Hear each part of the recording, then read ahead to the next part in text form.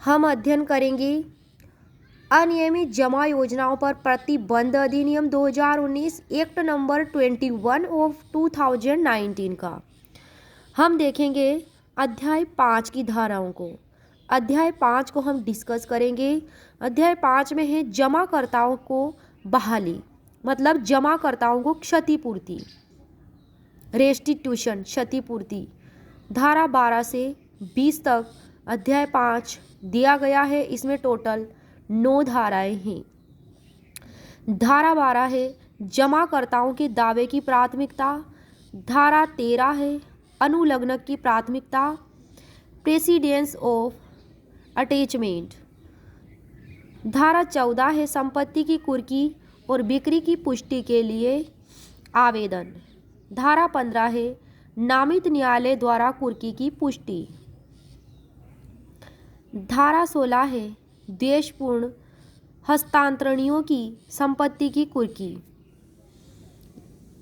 धारा 17 है कुर्की के बदले भुगतान।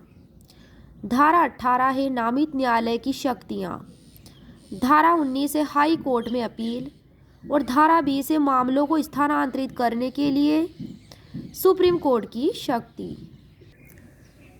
हम अध्ययन करेंगे इस एक्ट की धारा 12 और 13 का, जो कि अध्याय 5 से रिलेटेड है। धारा 12 है जमाकर्ताओं के दावे की प्राथमिकता। इसमें है कि वित्तीय संपत्तियों के प्रतिभूतिकरण और पुनर्निर्माण और सुरक्षा ब्याज अधिनियम 2002 एक्ट नंबर 54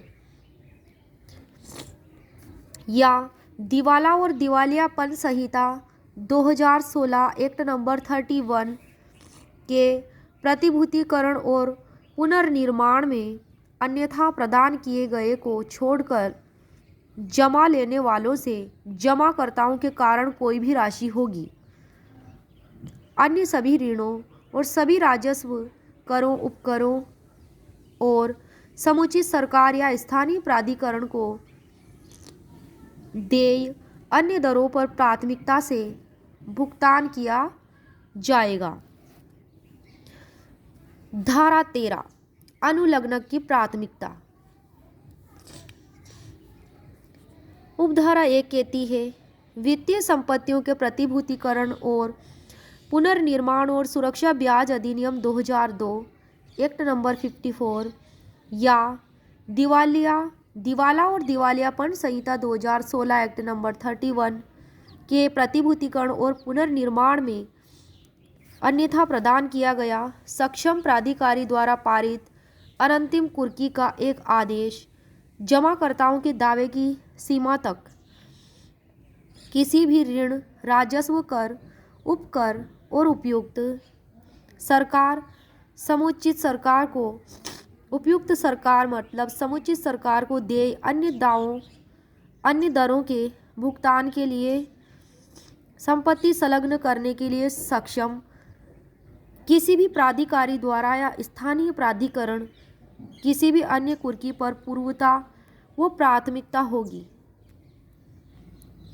उपधारा 2 कहती है धारा 13 की कि जहां सक्षम प्राधिकारी द्वारा अनंतिम कुर्की का आदेश पारित किया गया है,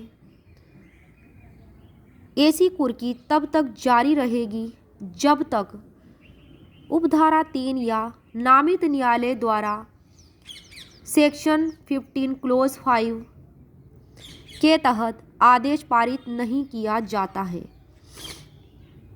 जमाग्रहीता डिपॉजिट टेकर और उसमें उल्लिखित व्यक्तियों के सभी कुर्क किए गए धन या संपत्ति सक्षम प्राधिकारी में निहित होंगे और नामित न्यायालय के अगले आदेश तक इस प्रकार निहित रहेंगे। अब आती है उपधारा 3। सक्षम प्राधिकारी इस एक्ट के तहत प्राप्त धन को जमा करने और व्यवहार करने के उद्देश्य से एक अनुसूचित बैंक में एक खाता खोलेगा, जिसका उपयोग नामित न्यायालय के निर्देशों के अलावा नहीं किया जाएगा। उपधारा 4 है सक्षम प्राधिकारी सेक्शन 15 क्लोज 3 या 5 के तहत नामित कोर्ट के आदेश के अलावा संपत्ति या कुर्क की गई संपत्ति या हस्तांतरण नहीं करेगा। उपधारा 5 है। उपधारा 4 में निहित किसी बात के होते हुए भी सक्षम प्राधिकारी यदि उचित समझे शीघ्र नष्ट होने वाली वस्तुओं या संपत्तियों की बिक्री का आदेश दे सकता है और बिक्री की आय का उपयोग उसी तरीके से किया जाएगा जैसा अन्य संपत्ति के लिए प्रदान किया गया है।